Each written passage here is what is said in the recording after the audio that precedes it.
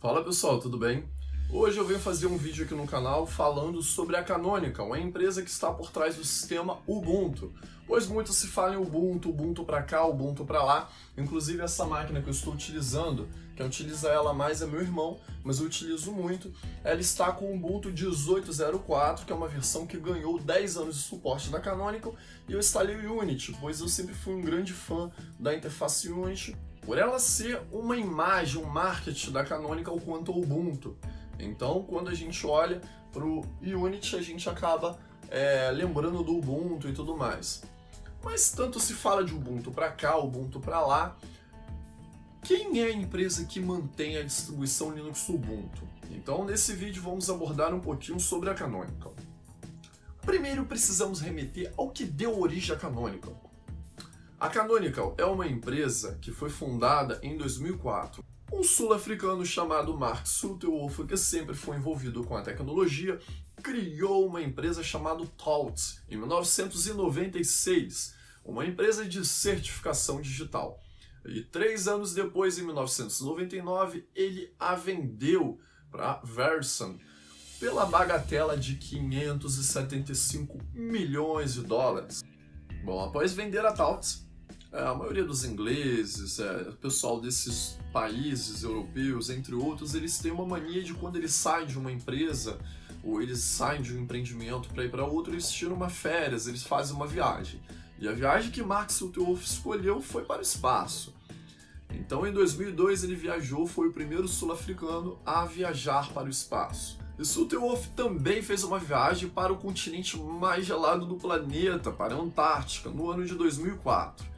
Dizem que nesse caminho, nesse trajeto aí de um navio quebrador de gelos, ele leu alguns livros sobre o Debian e tudo mais e estava pensando em criar um sistema para rivalizar com a Microsoft baseado no Debian.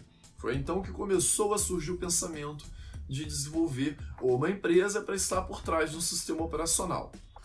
Quando Mark Shuttleworth desenvolveu o Ubuntu através da Canonical, em 2004, ele disse o seguinte: a versão do Ubuntu saiu em outubro. O primeiro bug relatado foi o seguinte bug: a Microsoft tem uma participação majoritária no mercado de PCs e desktops. E esse é um bug que a comunidade e o Ubuntu devem corrigir.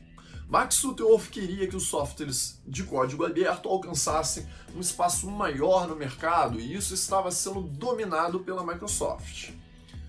Então, a Canonical veio com seu sistema Ubuntu, lançado em outubro de 2004, para mudar um pouco essa perspectiva de dominância da Microsoft dos PCs, dos desktops, dos notebooks, entre outros.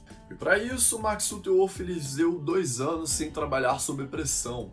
Ele não estava preocupado com lucro, ele estava preocupado que eles criassem uma solução de software de código aberto que tivesse um caminho longo a seguir, que fosse rentável no futuro, sim, mas que viesse a trazer um produto para rivalizar de fato com o Windows da Microsoft. Muitos chegam a dizer que após 10 anos que a Canonical já estava em funcionamento aí com o seu sistema Ubuntu, mesmo assim a empresa continuava não dando lucro. A Canonical teve uma receita divulgada em torno de 30 milhões de dólares no ano de 2009, só que Shuttleworth chegou a afirmar que esse valor não era o suficiente para manter a empresa. Então a empresa não era autossustentável com 30 milhões, digamos que em 2009 ela ainda não estava dando lucro. Contudo, em 2012, a fortuna de Mark Shuttleworth ela foi avaliada em $500 milhão. Mas como assim? Se ele vendeu a Taut por 575 milhões de dólares, gastou quase a metade, só com uma viagem ao espaço, e ainda torrou uma grande parte do seu dinheiro, mantendo a Canonical durante anos sem dar lucro, como que ele continuava milionário? Bom, isso se dá, pois quando ele vendeu a Taut, com uma parte do seu dinheiro, ele ele criou uma empresa do ramo financeiro. Essa empresa foi a HBD, ela foi fundada na cidade do Cabo, desenvolvendo aí algumas funções, algumas soluções financeiras. E mais para frente essa empresa foi vendida para a Visa por 110 milhões de dólares. Na verdade, essa venda se deu no ano de 2011. E é claro que ele ganhou muito dinheiro com essa empresa antes dele vendê-la. Em 2014, Mark Sutterwolf finalmente fechou o bug do Ubuntu, o primeiro bug. Isso se deu quando o Android ultrapassou o Windows no número de usuários. Então ele chegou à conclusão de que se um sistema Linux, que o Android é um sistema Linux, havia ultrapassado o Windows, de fato eles tinham ganho a guerra ou a disputa de um sistema de código aberto ter ultrapassado um sistema de código proprietário tão grande quanto o Windows da Microsoft. Enquanto a isso, ele disse o seguinte: o Android pode não ser a minha ou a primeira escolha do Linux, mas é sem dúvida uma plataforma de código aberto que oferece benefícios práticos e econômicos para os usuários e a indústria. Portanto, temos concorrência e boa representação do código aberto na computação pessoal, escreveu ao fechar o bug. E como a Canonical está nos dias atuais?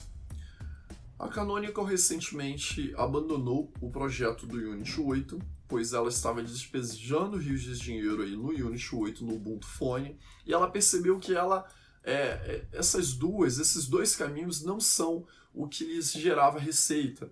E Mark Sutterwolf fez a Canonical passar por uma reestruturação financeira, talvez pensando numa futura IPO.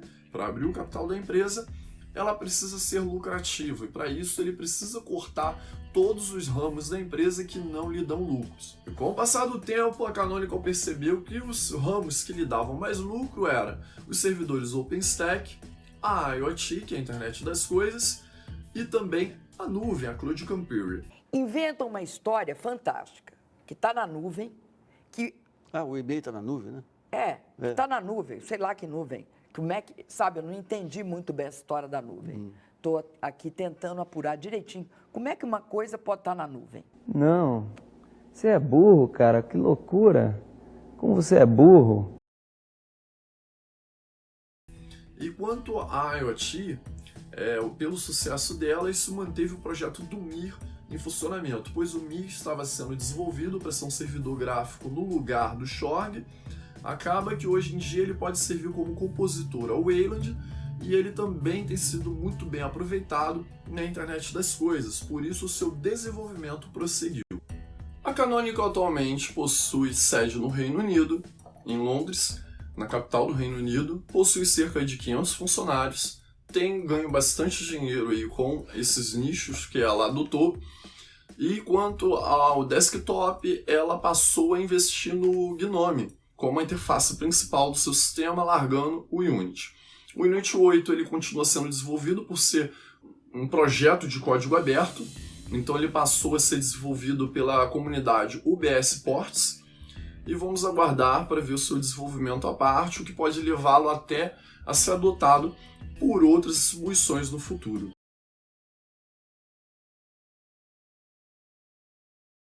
Bom, pessoal, esse aqui foi um vídeo falando um pouquinho da Canonical, a empresa que está por trás do Ubuntu.